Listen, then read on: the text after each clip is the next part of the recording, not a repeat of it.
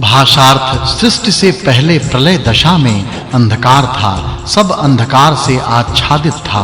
अज्ञात दशा में तथा यह सब कुछ जल ही जल था और जो कुछ था वह चारों तरफ होने वाले सदस विलक्षण भाव से आच्छादित था और वह एक ब्रह्म तप के प्रभाव से हुआ। प्रलयावस्था में चारों तरफ अंधकार फैला हुआ था, अतः कुछ भी ज्ञात नहीं होता था और जो कुछ था वह भी बहुत अजीब था। भाषार्थ उससे सबसे पहले परमात्मा के मन में सृष्टि करने की इच्छा उत्पन्न हुई। उसके बाद जिस मन से सबसे पहले बीज या कारण उत्पन्न हुआ, फिर बुद्धिमानों ने बुद्धि द्वारा हृदय में विचार कर बंधन के कारण भूत विद्यमान वस्तु को अविद्यमान पाया, अर्थात सत जगत का कारण असत ब्रह्म पाया। सबसे पहले परमात्मा के अंदर सृष्टि उत्पन्न करने की इच्छा हुई, उससे संपूर्ण सृष्टि का उपादान कारण भूत बीज पैदा हुआ। यह बीज रूपी सत पदार्थ ब्रह्म रूपी असत से उत्पन्न हुआ। भाषार्थ इस प्रकार बीज को धारण करने वाले पुरुष भोक्ता हुए तथा महिमाएं भोग्य उत्पन्न हुईं। फिर इन भोक्ता एवं भोग्यों की किरणें फैलीं और तिरछी नीचे ऊपर फैली। इनमें भोग्य शक्ति निकृष्ट थी और भोक्त शक्ति उत्कृष्ट थी। इस ब्रह्म की बीज शक्ति से भोग्य एवं भोक्ता का एक जोड़ा पैदा हुआ और इन्हीं भोग्य एवं भोक्ता से ही संपूर्ण सृष्टि हुई। इनमें भोग्य निकृष्ट होने के कारण वह भोक्ता के अधीन हुई। भाषार्थ कौन मानो जानता है और कौन यह कहेगा कि यह सृष्टि कहां से और किस कारण उत्पन्न हुई, क्योंकि विद्वान अथवा दूरदर्शी भी इस सृष्टि के उत्पन्न होने के बाद ही उत्पन्न हुए हैं। इसलिए यह सृष्टि जिससे उत्पन्न हुई उसे कौन जानता है। इस संपूर्ण सृष्टि की उत्पत्ति कैसे और कहां से हुई यह कोई नहीं जानता, क्योंकि उस रहस्य को जानने वाले विद्वानों की उत्पत्ति भी बाद में हुई। भाषार्थ यह सृष्टि जिससे उत्पन्न हुई वह इसे धारण करता भी है या नहीं, इसको हे विद्वान वही जानता है जो परम आकाश में रहता हुआ इस सृष्टि का अध्यक्ष है। यदि अथवा संभवतः वह भी नहीं जानता हो, इस सृष्टि को उत्पन्न करने वाला इसका अध्यक्ष परब्रह्म इस सृष्टि का धारक है और वही इस सृष्टि को पूर्ण रूप से जानता है। त्रिंशदुत्तर शततम सुक्तम। भाषार्थ जो यज्ञ भूतादि तंतुओं के द्वारा चारों ओर फैलाया गया है और जो विद्वानों के कार्यों के कारण 100 वर्ष अर्थात अनंत काल तक रहने वाला है, इस सृष्टि रूपी यज्ञ के वस्त्र को ये पितर जिन्होंने इसे व्याप्त कर रखा है बुनते हैं तथा उत्कृष्ट बनो निकृष्ट बनो इस प्रकार कहते हुए इस विस्तृत लोक में रहते हैं। यह सृष्टि एक यज्ञ है। इस यज्ञ में पंचभूत रूपी वस्त्रों को बुना जाता है। यह अनंत काल तक रहने वाली सृष्टि देवों के कार्यों से धारण की जाती है। इस सृष्टि यज्ञ में विद्वान कपड़े को बुनते हुए नाना प्रकार के उत्कृष्ट एवं निकृष्ट वस्त्र अथवा पदार्थों का निर्माण करते हैं। भाषार्थ प्रजापति पुरुष ही इस सृष्टि रूपी यज्ञ को फैलाता और समेटता है। यही पुरुष इसको इस पृथ्वी लोक एवं स्वर्ग लोक पर फैलाता है। फिर इस यज्ञ स्थली में ये किरणें आकर बैठती हैं और बुनने के लिए साम रूपी ताने बाने को बनाती हैं।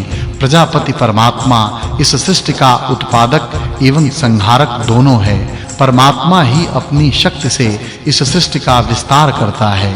इसी सृष्टि में परमात्मा की शक्तियां निवास करती हैं और नाना प्रकार के सुखों को उत्पन्न करती हैं।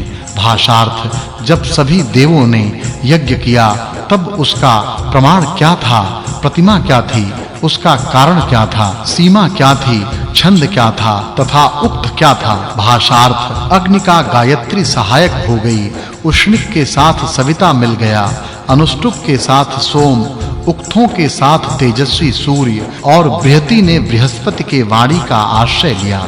भाषार्थ विराट छंद मित्र वरुण के आश्रय से रहा तथा त्रिष्टुप इस यज्ञ में इंद्र एवं दिन का भाग बना। जगती छंद सभी देवों में प्रविष्ट हुआ और उस यज्ञ से ऋषि एवं मानव सामर्थ्य वाले बने। भाषार्थ प्राचीन काल में यज्ञ के उत्पन्न होने पर उस यज्ञ से हमारे पूर्वज ऋषि एवं मानव उत्पन्न हुए। पहले जिन्होंने इस यज्ञ को किया उन्होंने देखने के साधन मन से देखता हुआ मैं उनकी पूजा करता हूँ। भाषार्थ धैर्यवान सप्त दिव्य ऋषियों ने स्तोम, छंद, सीमा इन सब से युक्त होकर पूर्वजों के मार्ग को जानकर लगामों को सारथी की भांति पकड़ा। एक त्रिंशम दुतर शततम सुक्तम। भाषार्थ हे इंद्र, हमारे सामने आए जो सभी शत्रु हैं उन्हें तू दूर कर। हे शत्रुओं को पराभूत करने वाले, पीछे से आने वाले, ऊपर से आने वाले शत्रुओं को भी दूर हटा। हे शूरवीर, नीचे से आने वाले को दूर कर जिसमें हम तेरे पास बहुत सुखी होकर आनंद में रहें।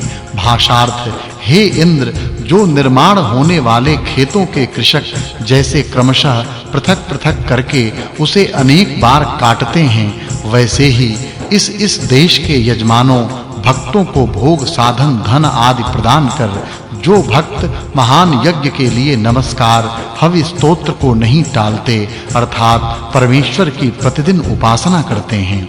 भाषार्थ एक बैलवाही गाड़ी कभी नियत समय पर योग्य स्थान पर नहीं पहुंचती और युद्धों में भी अन्न यश का उससे लाभ नहीं हो सकता जब तक इंद्र को हम स्तवित नहीं करते। इसलिए हम बुद्धिमान गौ बैल की इच्छा करते हुए, अश्वों की कामना करते हुए तथा अन्न बल की अभिलाषा करते हुए वीर एवं वृष्टि करने वाले इंद्र को मैत्री के लिए बुलाते हैं।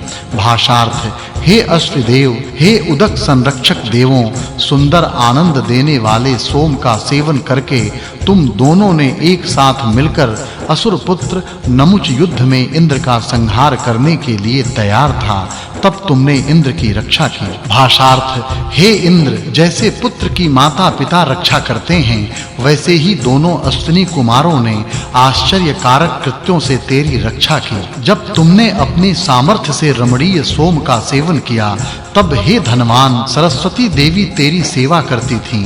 भाषार्थ अच्छी प्रकार से रक्षा करने वाला, आत्म शक्ति से युक्त वह इंद्र रक्षणों से सुख देने वाला हो। सर्वज्ञ वह ईश्वर हमारे शत्रुओं को नष्ट करने वाला हो। निर्भयता स्थापन करे, हम श्रेष्ठ बल के स्वामी बने। भाषार्थ पूज्य पुरुष की श्रेष्ठ बुद्धि में हम रहें, कल्याणकारक अच्छे मन से युक्त भी हम हों। श्रेष्ठ पालन करने वाला धनवान वह इंद्र हमारे से दूर देश में छिपे हुए शत्रुओं को सदैव के लिए दूर करे। द्वात्रिंशदुतर शततम सुक्तम। भाषार्थ स्तोताओं को धन प्रदान करने के लिए उत्सुक गौ एवं पृथ्वी भी उत्तमोत्तम अलंकार आदि से यज्ञ करने वाले को ऐश्वर्यों से उत्कर्षित करती हैं। दोनों अश्विनी कुमार देव भी यज्ञशील मानव को नाना प्रकार के सुखों से बढ़ाते हैं। भाषार्थ हे मित्र वरुण, पृथ्वी को धारण करने वाले तुम दोनों श्रेष्ठ सुखप्रद धन के अधिपति हो। तुम दोनों की सुख प्राप्ति के लिए हम हवि से पूजा उपासना करते हैं। तुम दोनों की मित्रता से यज्ञ करने वाले यजमानों हित के लिए हम राक्षसों को पराभूत करें। भाषार्थ हे मित्र एवं वरुण, जब हम तुम्हारे लिए यज्ञ हवि को स्तुत युक्त होकर धारण करते हैं तब जल्द ही हम प्रिय धन को प्राप्त करते हैं तथा हवि का दान करने वाला जो यजमान धन को बढ़ाता है इसके धन को कोई भी नष्ट नहीं कर सकता, हार कर नहीं ले जा सकता। भाषार्थ हे प्राणदाता सूर्य, यह देव अन्न तुझको उत्पन्न करता है। हे वरुण, तुम सभी के राजा हो। तुम्हारे रथ का मुख्य सारथी हमारे यज्ञ की कामना करता है।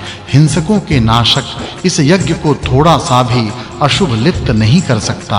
भाषार्थ इस शक्तिपूत में स्थित पाप हितकारक मित्र देव के मेरे अनुकूल होकर आने पर आक्रमणकारी शत्रुओं का नाश करता है। हवि अर्पित करने वाले यजमान के यज्ञ